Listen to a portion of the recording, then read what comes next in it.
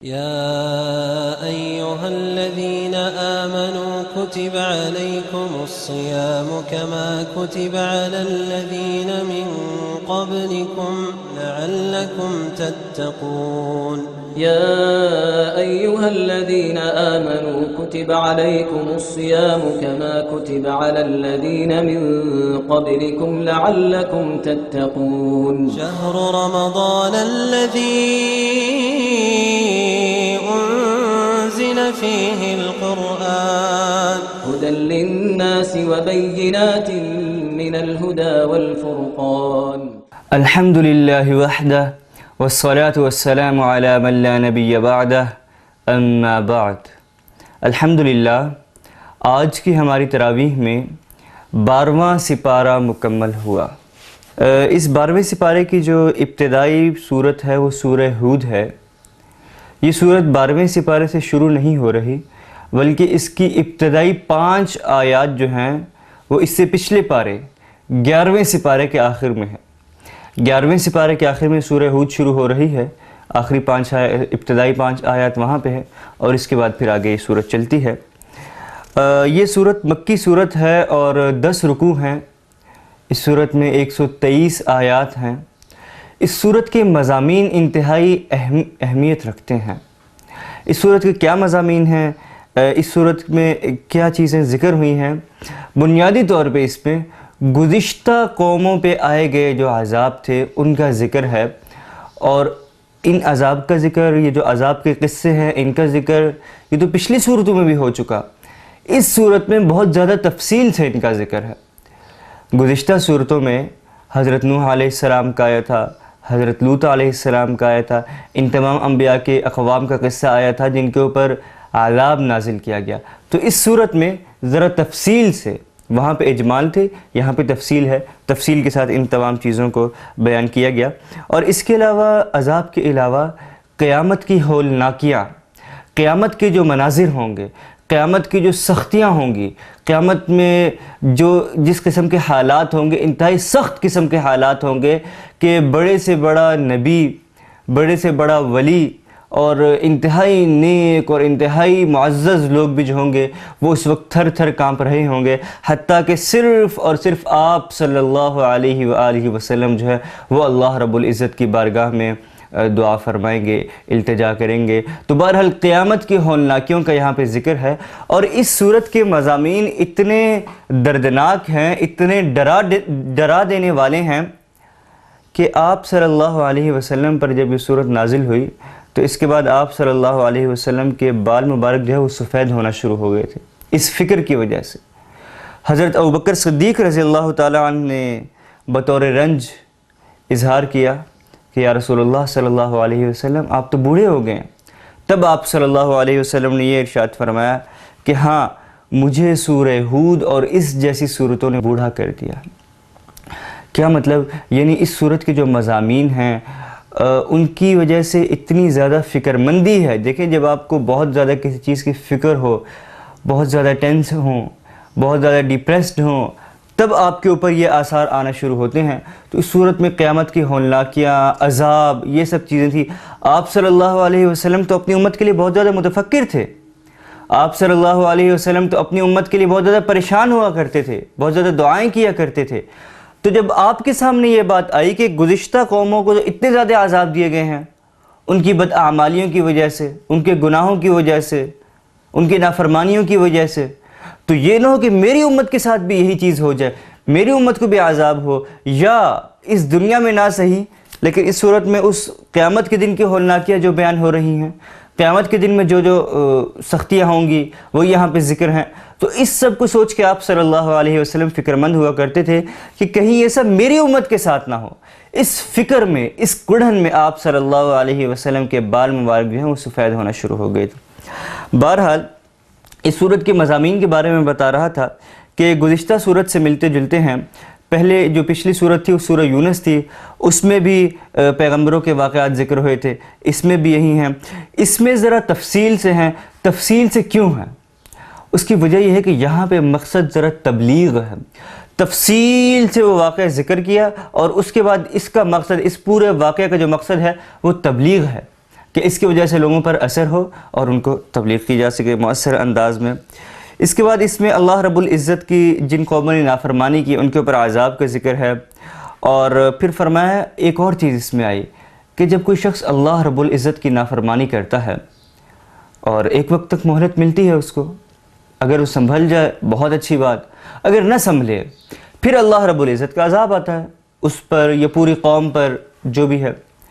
تو یہاں پہ ایک نقطہ فرمایا کہ جب عذاب آتا ہے اپنی بداعمالیوں کی وجہ سے، تو اس وقت یہ چیز پھر نہیں دیکھی جاتی کہ اس شخص کا پیغمبر سے کوئی رشتہ ہے یا نہیں ہے، چاہے وہ پیغمبر کا ہی کیوں نہ رشتہ دار ہو، عذاب سے پھر نہیں بچ سکتا۔ اس سے معلوم ہوا کہ اسلام میں رشتہ داریاں نہیں چلتی، اسلام میں تعلقات نہیں چلتے، اسلام میں رشتے ناطے نہیں چلتے، بلکہ اسلام میں صرف اور صرف اپنا ذاتی جو فعل ہے، ذاتی جو عمل ہے وہ چلتا ہے۔ چنانچہ فرمایا گیا کہ وہ شخص پیغمبر سے کتنا ہی کیوں نہ تعلق رکھتا ہو، پھر بھی اگر وہ عذاب کا مستحق ہو چکا ہے تو عذاب تو اس پر آ کر رہے گا۔ مثال کے طور پہ حضرت نوح علیہ السلام کے بیٹے کو آپ دیکھ لیں، حضرت نوح علیہ السلام کی قوم پر جب عذاب آیا، پانی کا عذاب آیا، طوفان نوح جو بڑا مشہور ہے، حضرت نوح علیہ السلام کشتی میں سوار ہو گئے، ان کا بیٹا جو ہے وہ دور ایک بلند پہاڑی کی طرف بھاگ رہا تھا۔ حضرت نوح علیہ السلام نے آواز دی، بلایا کہ بیٹا اب بھی وقت ہے، آ جاؤ، ایمان لیا ہمارے ساتھ کشتی میں سوار ہو جاؤ۔ اس نے کہا نہیں وہ بڑا اونچا پہاڑ ہے، بہت اونچی چوٹی ہے، وہ مجھے بچا لے گی۔ اور حضرت نوح علیہ السلام ان کو سمجھاتے رہے، وہ نہیں سمجھے، یہاں تک کہ قرآن پاک میں آتا ہے وَحَالَ بَيْنَهُمَا الْمَوْجُ فَكَانَ مِنَ الْمُغْرَقِينَ کہ حضرت نوح علیہ السلام اور ان کے بیٹے کے درمیان ایک بہت بڑی سی موج جو ہے وہ حائل ہو گئی، اور وہ ان کا بیٹا جو تھا کان من المغرقین، غرق ہونے والوں میں سے ہو گیا۔ تو بہرحال فرمایا گیا کہ جب عذاب آتا ہے، کوئی نبی کا بیٹا ہو یا کوئی نبی کی بیوی ہو، حضرت لوط علیہ السلام جو ہے ان کی بیوی، یہ بھی عذاب سے نہیں بچ سکی تھی کیونکہ اس نے بھی نافرمانی کی راہ کو اپنایا تھا، اطاعت، فرما برداری، ایمان لانے کے راستے کو نہیں اپنایا تھا۔ بہرحال اس صورت میں عذاب الہی کے واقعات بہت ہی مؤثر انداز میں بیان ہوئے، اور اس کے ساتھ ساتھ دین پر استقامت، اس چیز کے بارے میں بھی اس صورت میں کہا گیا کہ دین پر استقامت لازمی ہونی چاہیے۔ یہ نہیں کہ جوش میں آج آپ ایک فیصلہ کر لیں میں یہ بھی کروں گا، یہ بھی کروں گا، دین کے کام یہ بھی کروں گا، ایک دو دن آپ کریں لیکن مستقل مزاجی نہ ہو اور آپ چند دنوں میں اس کام کو چھوڑ دیں۔ فرمایا گیا، علماء کرام فرماتے ہیں کہ تھوڑا کرو لیکن مستقل کرو۔ اللہ رب العزت کو وہ عمل پسند ہے جو اگرچہ قلیل ہو لیکن مستقل ہو، مستقل مزاجی کے ساتھ آپ کریں، یہ نہیں کہ ایک دن دو دن کیا اور اس کے بعد چھوڑ دیا۔ بہرحال اس سورت کی جو ابتدا ہے یہ بھی حروف مقطعات سے ہوئی ہے، اور اس کے بعد تین باتیں یہاں پہ بیان ہوئی ہیں۔ فرمایا گیا کہ جو قرآن کریم ہے اس کے تین اوصاف ہیں۔ سب سے پہلا وصف تو یہ ہے کہ اس کی آیات مضبوط ہیں، محکم ہیں۔ دوسرا وصف اس کا یہ ہے کہ اس کی آیات مفصل ہیں، اور تیسرا اور آخری یہ فرمایا کہ اس کا نزول اللہ رب العزت جو کہ حکیم ہیں، جو کہ خبیر ہیں، ان کی طرف سے کیا گیا ہے۔ یہ آپ اللہ رب العزت نے قرآن کریم کی شان بیان فرمائی۔ اس کے بعد آگے فرمایا سورہ ہود کی آیت نمبر 6 میں، ابتدائی ان آیات کے بعد، کہ جتنی بھی مخلوقات ہیں ان کو رزق دینے والی ذات صرف اور صرف اللہ رب العزت کی ہے، بس اس کے علاوہ کوئی اور ذات ایسی نہیں جو کہ اس کو رزق دے سکے۔ فرمایا گیا چاہے وہ انسان ہوں، چاہے وہ جنات ہوں، چاہے وہ چوپائی یعنی جانور ہوں، چاہے وہ چرند ہوں، پرند ہوں، پانی میں رہنے والی مخلوق ہوں، مچھلیاں ہوں، جتنی بھی آبی مخلوقات ہیں وہ ہوں، یا زمین پر رینگنے والے حشرات الارض ہوں، بلوں میں رہنے والے ہوں، غاروں میں رہنے والے ہوں، درختوں پر رہنے والے ہوں، جس قسم کی بھی جاندار چیزیں ہیں، ان سب کے رزق اللہ رب العزت کے ذمے ہے، اللہ رب العزت ہی ان کو رزق دیتے ہیں۔ اور فرمایا ترجمہ ہے کہ اور زمین پر چلنے والا کوئی جاندار ایسا نہیں جس کا رزق اللہ نے اپنے ذمے نہ لے رکھا ہو۔ لیکن جن لوگوں نے اپنی آنکھوں پر عناد کی پٹی باندھ لی ہے، اپنی آنکھوں پر کفر کی پٹی باندھ لی ہے، وہ پھر وہی ہیں جو اللہ رب العزت کی توحید اور اللہ رب العزت کے رازق ہونے کا انکار کرتے ہیں۔ تو بحیثیت مسلمان ہمیں اس چیز پر مکمل ایمان رکھنا چاہیے کہ ہمارا رزق لکھا ہوا ہے اور اللہ رب العزت نے اپنے ذمے لیا ہوا ہے۔ دیکھیے آج کوئی شخص ہے، کوئی بڑا بندہ ہے، ہمارے علاقے کا کونسلر ہے، ہمارے علاقے کا ناظم ہے، کوئی بڑا ہے، وہ اگر ہماری کسی کام کی ذمہ داری لے لیتا ہے کہ یہ کام اب میرے ذمے ہے، میں اس کام کی ذمہ داری لیتا ہوں، اب یہ کام ہو کر رہے گا، تو ہم بالکل بے فکر ہو جاتے ہیں. ہم ایک ایک کو بتاتے پھرتے ہیں کہ میرا کام تو فلاں نے اپنے ذمہ لے لیا، اب دیکھو کیسے نہیں ہوتا میرا کام، فلاں اس کام میں بیچ میں پڑ گیا، اب تو ہر حال میں یہ کام ہو کر رہے گا. تو جب ہم ایک چھوٹے سے شخص کی بات کی اتنی اہمیت رکھتے ہیں تو اللہ رب العزت احکم الحاکمین، اس پوری دنیا کو چلانے والے، وہ جب کسی کام کا ذمہ اپنے ذمے لے رہے ہوں، کسی کام کی ذمہ داری لے رہے ہوں، تو وہ کام نہیں ہوگا، ضرور ہو کر رہے گا، ہر حالت میں ہو کر رہے گا. یہ بس ہمارے ایمان کی، ہمارے یقین کی کمی ہے. بہرحال آگے چلتے ہیں. اس کے بعد پھر وہی چیز کہ مشرکین کو اللہ رب العزت جو ہے، وہ مشرکین اللہ کے کلام کو تسلیم نہیں کرتے تھے اور کہتے تھے کہ گھڑا ہوا ہے، لکھا گیا ہے. مشرکین جو ہیں، عرب جو ہے وہ بڑے فصیح و بلیغ ہوا کرتے تھے، زبان پر، عربی زبان پر ان کو بہت زیادہ عبور حاصل تھا. ایسے ایسے کلام کہا کرتے تھے کہ جس کی نظیر نہیں، جس کی کوئی مثال نہیں، ایسے زبردست کلام کہا کرتے تھے. تو اللہ رب العزت ان کو کہہ رہے ہیں کہ تم اتنے فصیح ہو، تم اتنے بلیغ ہو، اتنا زبردست کلام لکھ لیتے ہو، آؤ ذرا آگے آؤ. اس موقع پہ اللہ رب العزت چیلنج کر رہے ہیں کہ 10 صورتیں اس جیسی بنا کے لے آؤ. پہلی سورہ بقرہ میں بھی اللہ رب العزت نے ان کو چیلنج کیا تھا، فرمایا تھا کہ ایک صورت لے آؤ. اب فرما رہے ہیں 10 صورتیں لے آؤ. ایک اور جگہ پہ کہا گیا کہ ایک آیت لے آؤ. تو اس طرح مختلف مقامات پہ ان کو چیلنج کیا جاتا رہا، لیکن یہ لوگ ایک آیت تو کیا، ایک حرف بھی اس کے مقابلے کا نہیں لا سکے. اور مشرکین جن کو اپنی فصاحت پر بڑا ناز تھا، یہ اس چیلنج کو قبول نہ کر سکے اور منہ کی کھائی. اس کے بعد آگے فرمایا گیا کہ اللہ اور اللہ کے رسول پر جھوٹ باندھنا یہ بہت بڑا گناہ ہے، اور اللہ تعالیٰ نے اس کو سب سے بڑا ظلم قرار دیا ہے. صرف گناہ بھی نہیں، ظلم قرار دیا ہے. اور فرمایا کہ ایسے لوگوں کی 13 حالتوں اور ذلتوں کو بیان کیا ہے.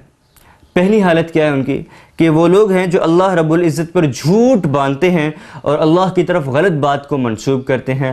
دوسری آیت فرمایا ایسے لوگوں کی اللہ کے سامنے پیشی ہوگی. کون؟ جو اللہ کے سامنے اللہ کے لیے جھوٹ باندھتے ہیں، اللہ کی طرف سے جھوٹ باندھتے ہیں کہ اللہ رب العزت نے، اللہ کے رسول نے یہ کہا، جھوٹی آیات، جھوٹی احادیث. فرمایا کہ ان کی اللہ رب العزت کے سامنے پیشی ہوگی. تیسرے نمبر فرمایا کہ اللہ کی طرف سے مقرر کردہ گواہ ہوں گے جو گواہی دیں گے کہ ان لوگوں نے اللہ پر جھوٹ باندھا. اللہ اکبر.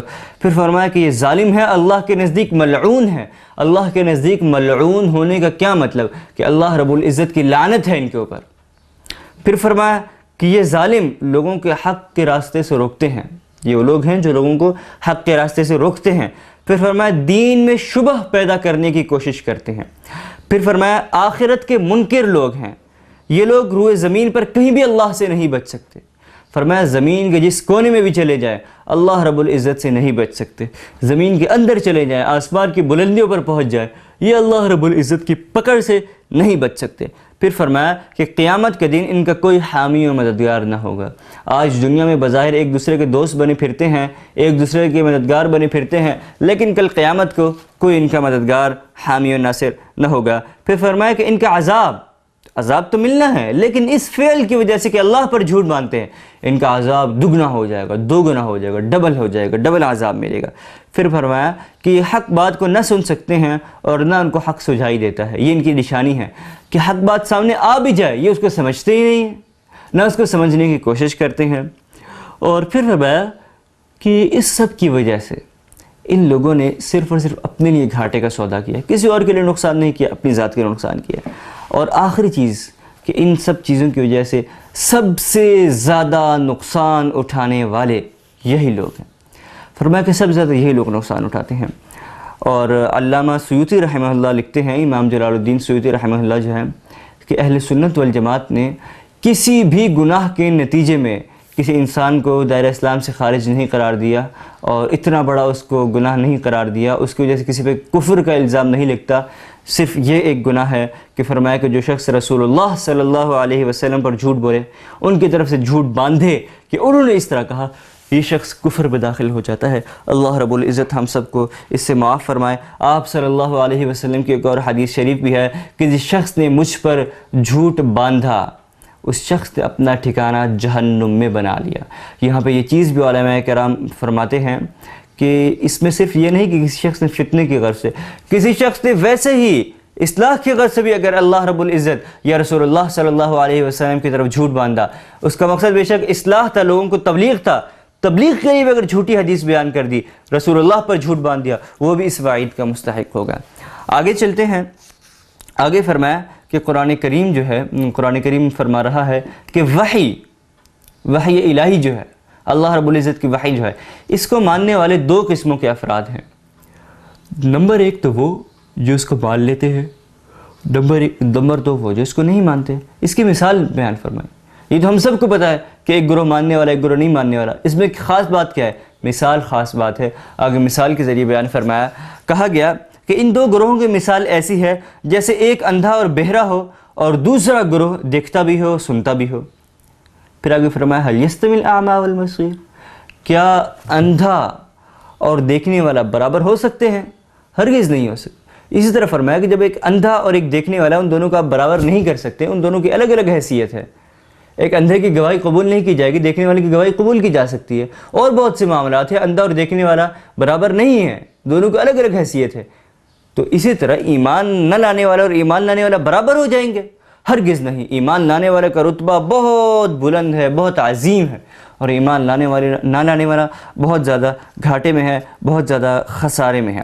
پھر فرمایا آگے قرآن کریم کی خصوصیت ہے کہ جہاں دلائل سے بات کرتا ہے، دلائل سے سمجھانے کی کوشش کرتا ہے، وہیں پہ قصے بھی بیان کرتا ہے، قصص مختلف واقعات بیان کرتا ہے، اور ان واقعات کے ذریعے بھی سمجھانے کی کوشش کی جاتی ہے۔ اور ان واقعات میں عموماً جو گزشتہ اقوام گزری ہیں ان کے حالات ہوتے ہیں، ان کے واقعات ہوتے ہیں جن کے ذریعے سمجھانے کی کوشش کی جاتی ہے، کیونکہ ان واقعات کا مقصد کوئی قصہ سنانا نہیں ہوتا بلکہ اصلاح ہوتی ہے۔ اس لیے جس موقع پہ جتنا واقعہ بیان کرنے کی ضرورت ہوتی ہے اتنا واقعہ بیان کر دیا جاتا ہے، اور باقی کا واقعہ کسی اور جگہ ہوتا ہے۔ قرآن کریم میں صرف حضرت یوسف علیہ السلام اور حضرت نوح علیہ السلام، یہ دو ایسے نبی ہیں جن کا واقعہ مکمل ایک ہی صورت میں آیا ہے۔ حضرت نوح علیہ السلام کا سورہ نوح میں، حضرت یوسف علیہ السلام کا سورہ یوسف میں۔ باقی جتنے بھی انبیاء ہیں ان سب کے واقعے مختلف ٹکڑوں میں ہیں، جہاں پہ جتنی ضرورت ہے وہاں پہ اتنا بیان کر دیا گیا ہے۔ بہرحال سورہ ہود میں جو واقعات بیان کیے گئے ہیں ان میں بھی خلاصہ اگر دیکھا جائے، مختلف واقعات ہیں، تفصیل طلب ہے، وقت کم ہے، خلاصہ اگر دیکھا جائے تو ان سب کا خلاصہ بھی یہی نکلتا ہے کہ سبق عبرت ہے، اور اس کے علاوہ آپ صلی اللہ علیہ وسلم کی رسالت کا اثبات ہے۔ اور کفار مکہ کو کہا گیا کہ دیکھو محمد عربی صلی اللہ علیہ وسلم شروع سے تمہارے ساتھ رہے ہیں، اور تم جانتے ہو کہ انہوں نے کسی سے باقاعدہ تعلیم وغیرہ بھی حاصل نہیں کی ہے، اور یہ امی ہیں، اور ان کے پاس دوسری اقوام کے حالات بھی نہیں ہیں، پھر بھی اگر یہ اتنی تفصیل سے تمہیں سارے واقعات بتا رہے ہیں جو کہ یہاں پہ عرب میں کسی کو معلوم ہی نہیں ہے۔ یا تو یہ ہوتا کہ عرب میں کسی کو معلوم ہوتا پھر انہوں نے اس سے سنے ہوتے، یہاں پورے عرب میں کسی کو معلوم ہی نہیں، نہ باہر سے کوئی استاد آیا جس نے ان کو سکھایا، پھر کیسے سب واقعات یہ آپ کو بتا رہے ہیں؟ یہ سب وحی کی وجہ سے بیان فرما رہے ہیں، اور یہ سب وحی کا علم ہے، وحی کا نور ہے، اللہ رب العزت نے وحی کے ذریعے نازل فرمایا ہے، خالص اللہ کا کلام ہے، لہٰذا اس پر ایمان لے آؤ۔ اور پھر آپ صلی اللہ علیہ وسلم کو بھی فرمایا جا رہا ہے کہ یہ باتیں نہ آپ اس سے پہلے جانتے تھے نہ آپ کی قوم اس سے پہلے جانتی تھی، لہذا صبر سے کام لیجئے۔ اگر یہ لوگ نہیں بھی مانتے آپ صبر سے کام لیجئے، بے شک آخری انجام جو ہوتا ہے وہ تو متقین کے حق میں ہی ہوتا ہے۔ آگے چلتے ہیں، اس کے بعد آگے فرمایا گیا کہ آیت نمبر 106 سے 108 تک جو ہے، اس میں اللہ رب العزت نے اہل محشر کی دو حالتیں بیان فرمائی ہیں، دو کیٹیگریز بلکہ اگر کہا جائے تو یہ زیادہ بہتر ہوگا کہ ان کو دو حصوں میں تقسیم کیا گیا ہے۔ فرمایا ایک ہے سعداء، یہ کون لوگ ہیں؟ یہ وہ لوگ ہیں جو سعادت مند ہیں، اور دوسرے ہیں اشقیاء، یہ کون لوگ ہیں؟ جو کہ بدبخت ہیں۔ ان کی تفصیل کیا ہے؟ تفصیل یہ ہے کہ سعادت مند سے مراد اہل ایمان لوگ ہیں کہ وہ اول تو انشاءاللہ اللہ رب العزت کی بارگاہ سے مکمل امید ہے کہ وہ جنت میں جائیں گے۔ اگر کوئی گناہ کیے ہیں پھر کیا ہوگا؟ پھر یہ ہوگا کہ اپنے گناہوں کی سزا بھگت کے جنت میں پھر بھی ہر حالت میں جائیں گے۔ تو یہاں پہ ایک علمی نکتہ ہے، ایک تفسیر میں پڑھ رہا تھا، وہاں پہ فرمایا گیا کہ مؤمنین کو جب اللہ رب العزت قیامت میں ڈالیں گے تو ایک قول یہ بھی ہے کہ مؤمنین کو جب اللہ رب العزت قیامت میں ان کی بداعمالیوں کی وجہ سے ان کو صاف کرنے کے لیے اگر جہنم میں ڈالتے بھی ہیں تو فرمایا کہ اس کی ان کو تکلیف نہیں ہوگی۔ اس کی مثال یہ دی گئی جیسے ڈاکٹر اگر آپ کا آپریشن کرتا ہے، وہ آپ کو کاٹتا ہے، وہ آپ کے جسم کو بظاہر اذیت مل رہی ہوتی ہے لیکن آپ کو تکلیف نہیں ہو رہی ہوتی، کیونکہ آپ کے اس حصے کو سن کر دیا گیا ہوتا ہے، آپ کو بے ہوش کر دیا گیا ہوتا ہے۔ ایسے ہی فرمایا کہ اللہ رب العزت نے آپ کو گناہوں سے تو دھونا ہوگا، آپ کے جسم کو تو صاف کرنا ہوگا، آپ کے جسم کو تو پاک کرنا ہوگا، لیکن اس کی اذیت آپ کو محسوس نہیں ہوگی۔ یہ ایک قول ہے، اور اس قول سے مجھ جیسے گناہ گاروں کو بہت ڈھارس مل جاتی ہے۔ اللہ رب العزت سے جیسا گمان رکھا جائے، اللہ رب العزت ویسا معاملہ فرماتے ہیں۔ تو امید ہے کہ اول تو انشاءاللہ اللہ رب العزت تمام مسلمانوں کو جنت الفردوس میں داخل فرمائیں گے، امید واسق ہے، یقین ہے۔ اگر بداعمالیوں کی وجہ سے گناہ دھونے کے لیے جہنم میں ڈال بھی دیا جائے تو پھر اس قول کے مطابق اللہ رب العزت سے حسن ظن رکھنا چاہیے، اچھے کی امید رکھنی چاہیے۔ ہمارے اعمال تو اس قابل نہیں، لیکن اللہ رب العزت کے اختیار میں کیا چیز نہیں؟ اللہ رب العزت کے اختیار میں ہر چیز ہے۔ اللہ کی رحمت وسیع ہے، اس کی رحمت سے اچھے کی امید رکھنی چاہیے۔ بہرحال فرمایا کہ یہ تو ہو گئے سعادت مند لوگ، اس کے بعد ہے بدبخت لوگ۔ یہ وہ کون ہیں جو ہمیشہ ہمیشہ دوزخ میں رہیں گے؟ امام بلخی رحمہ اللہ نے لکھا ہے کہ یہ جو شقی اور سعید ہیں، ان کی 5 نشانیاں ہیں۔ فرمایا سعید کی 5 نشانیاں یہ ہیں کہ یہ دل سے نرم ہوتا ہے۔ جو سعادت مند لوگ ہوتے ہیں وہ دل سے بڑے نرم ہوتے ہیں۔ دوسری نشانی یہ ہے کہ اللہ کے خوف سے رویا کرتے ہیں۔ تیسری نشانی یہ ہے کہ ان کی زیادہ خواہشات نہیں ہوتی، آرزویں تھوڑی ہوا کرتی ہیں۔ چوتھی نشانی ہے کہ دنیا سے نفرت کرتے ہیں، دنیا سے محبت نہیں ہوتی، دنیا میں رہتے تو ہیں لیکن اس سے کوئی خاص محبت نہیں ہوتی۔ 5ویں نشانی یہ ہے کہ اللہ کے سامنے شرمندہ رہتے ہیں۔ جتنے بھی نیک ہیں، جو کچھ ہے، لیکن اللہ رب العزت کے آگے شرمندہ رہتے ہیں کہ میں کہاں، میرے اعمال کہاں، میں تو گنہگار بندہ ہوں۔ اور اس کے علاوہ 5 جو نشانیاں ہیں وہ بدبخت کی ہیں۔ سب سے پہلی نشانی، دل سخت ہوتا ہے، دل نرم نہیں ہوتا، دل سخت ہوتا ہے۔ نرم سخت سے مراد فزیکلی نہیں کہ اس کو دبا دیا جائے تو نرم ہو گیا، سخت ہو گیا، بلکہ معاملات میں اس کا دل سخت ہوتا ہے۔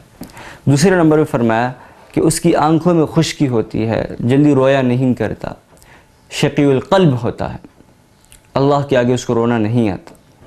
تیسرے نمبر پہ فرمایا دنیا کی رغبت ہوتی ہے، دنیا کو چاہتا ہے، دنیا سے محبت ہوتی ہے۔ چوتھے نمبر پہ فرمایا کہ آرزوؤں کو زیادہ ہونا، خواہشات کی زیادتی، خواہشات بہت زیادہ ہوتی ہیں۔ یہاں پہ ایک اور چیز بھی ہے کہ آج صبح ہی میں ایک کال پڑھ رہا تھا، بڑا زبردست ایک جملہ تھا، مجھے بہت اچھا لگا۔ لکھا ہوا تھا کہ زندگی کا بوجھ تو بالکل ہے ہی نہیں، زندگی بالکل ہلکی پھلکی ہے، یہ ہماری خواہشات ہیں جن کا بوجھ بہت زیادہ ہے۔ ہم نے اپنی خواہشات کی وجہ سے اپنی زندگی کا بوجھ بڑھا لیا، ورنہ زندگی کو بڑی ہلکی پھلکی ہے۔ اگر صرف اسلام کے مطابق زندگی گزار لیں تو بہت ہلکی پھلکی ہے۔ ہماری خواہشات اتنی زیادہ ہیں، ہم نے اپنی خواہشات کا بوجھ اپنے اوپر اتنا زیادہ ڈال لیا ہے کہ ہمیں زندگی بوجھل محسوس ہوتی ہے، مشکل محسوس ہوتی ہے۔ بہرحال 5ویں نمبر پہ فرمایا کہ بے حیائی، اللہ رب العزت ہم سب کی ان 5 چیزوں سے حفاظت فرمائے، اور وہ جو پہلی 5 چیزیں تھیں اس میں ہمیں شامل فرمائے۔ آگے سورہ ہود کی آیت نمبر 112 میں اللہ رب العزت فرماتے ہیں آپ صلی اللہ علیہ وسلم کو کہ استقامت اختیار کرو۔ فرمایا اے پیغمبر، جس طرح آپ کو حکم دیا گیا صلی اللہ علیہ وسلم، جس طرح آپ کو حکم دیا گیا اس کے مطابق آپ بھی سیدھے رستے پر ثابت قدم رہیں، ڈٹے رہیں، اور وہ لوگ بھی جو توبہ کر کے آپ کے ساتھ شامل ہوئے ہیں۔ یہ حکم صرف آپ صلی اللہ علیہ وسلم کو نہیں ہے، صرف صحابہ کرام کو نہیں ہے کہ بس انہوں نے ڈٹ کے رہنا ہے، بلکہ قیامت تک آنے والے تمام لوگوں کے لیے ہے کہ یہ ایک ایسا حکم ہے جس کا تعلق عقائد سے بھی ہے، جس کا تعلق اعمال سے بھی ہے، جس کا تعلق اخلاقیات سے بھی ہے، جس کا تعلق اعمال سے ہے، جس کا تعلق جنگ سے ہے، میدان جنگ سے ہے، ہر قسم کے حالات سے اس کا تعلق ہے کہ جیسے بھی حالات ہوں ثابت قدم رہنا چاہیے، استقامت کے ساتھ رہنا چاہیے، ڈٹ کر رہنا چاہیے۔ اس کے بعد آگے فرمایا، اور یہ کیوں رہنا چاہیے، یہ کیوں فرمایا جا رہا ہے؟ کیونکہ انسان کسی کام کو اختیار تو کر لیتا ہے لیکن اس پہ ڈٹ کر رہنا بہت مشکل ہوتا ہے، اس پہ ثابت قدم رہنا بہت مشکل ہوتا ہے۔ بہرحال اس کے بعد آگے فرمایا کہ اپنی پوری زندگی جو ہے وہ تعلیمات کے مطابق گزارو، جو اسلامی تعلیمات دی گئی ہیں ان کے مطابق گزارو۔ حضرت مفتی شفیع صاحب رحمۃ اللہ علیہ فرماتے ہیں کہ یہاں پہ جو استقامت کا ذکر ہوا، یہ استقامت زندگی کا سب سے مشکل ترین کام ہے۔ انسان کوئی بھی کام کر تو لیتا ہے لیکن اس کو مستقل بنیادوں پہ کرنا یہ بڑا مشکل کام ہے. مستقل بنیادوں پہ کسی کام کو کرنا آسان نہیں ہوتا. تو اسی لیے فرمایا گیا کہ یہاں پہ یہ آیت نازل ہوئی. اس کے بعد فرمایا کہ اب یہ استقامت حاصل کیسے ہو، اس کے لیے فارمولہ بتایا، اس کے لیے ایک نسخہ بتایا. فرمایا گیا کہ اے پیغمبر صلی اللہ علیہ وسلم، دن کے دونوں سروں پر، یعنی دن کو جو دونوں ابتدا اور اختتام ہیں ان پر، اور رات کے کچھ حصوں میں نماز کو قائم کرو. یہ چیز فرمائی گئی. اور آگے فرمایا کہ یقیناً نماز جو ہے، یقیناً نیکیاں جو ہیں یہ برائیوں کو مٹا دیتی ہیں. یہ نصیحت ہے. یہ نصیحت کس چیز کے لیے؟ استقامت حاصل کرنے کے لیے ہے، ان لوگوں کے لیے ہے جو نصیحت کو مانیں. اور آگے فرمایا گیا کہ اس آیت کریمہ میں انتہائی جامع نصیحت بیان فرما دی ہے کہ استقامت ایک بڑا مشکل کام ہے. یہ کیسے حاصل ہو؟ اس کے لیے نیکیاں کرو. جب نیکیاں کرو گے تو نیکی کی جو طاقت ہے، یہ جو پاور ہے، یہ خود بخود اونچی ہوگی، یہ خود بخود بڑھے گی. اور نماز قائم کرو، نماز پڑھو. نماز جو ہے یہ نیکیوں کی سردار ہے. اس کی وجہ سے نیکیاں زیادہ ہوں گی، برائیاں کم ہوں گی. جب نیکیاں بڑھیں گی تو ان نیکیوں کی پاور زیادہ ہوگی، اس کی وجہ سے اس پہ ثابت قدم رہنا آسان ہوگا. اور گناہ برائیاں خود بخود کم ہوتی جائیں گی تو اس لیے ان سے پیچھا چھڑوانا بھی آسان ہوتا جائے گا. بہرحال اللہ رب العزت نے ایک نسخہ اور ایک حل عطا فرمایا. اس کے بعد آگے جو ہے اس صورت کا اختتام ہے. اللہ رب العزت ہمیں ان سب چیزوں کو پر عمل کرنے کی توفیق عطا فرمائے. اس کے بعد آگے سورہ یوسف شروع ہو رہی ہے، یہ 12ویں سپارے میں ہی. لیکن یہ صورت بڑی تفصیل طلب ہے، اور جیسے میں نے بتایا کہ مکمل صورت میں ایک ہی واقعہ بیان ہوا ہے. تو اس لیے انشاءاللہ اس کو ہم اپنے کل کے اس میں رکھتے ہیں. کل کی تراویح میں اس کو مکمل ایک ہی دفعہ تمام توجہ اسی کو دے کے ہم انشاءاللہ اس کو بیان کریں گے. اللہ رب العزت سے دعا ہے کہ جو کچھ پڑھا گیا، جو کچھ سنا گیا آج کی تراویح میں، اس پر عمل کرنے کی توفیق عطا فرمائے. وآخر دعوانا ان الحمدللہ رب العالمین. يا أيها الذين آمنوا كتب عليكم الصيام كما كتب على الذين من قبلكم لعلكم تتقون. يا أيها الذين آمنوا كتب عليكم الصيام كما كتب على الذين من قبلكم لعلكم تتقون. شهر رمضان الذي أنزل فيه القرآن هدى للناس وبينات من الهدى والفرقان.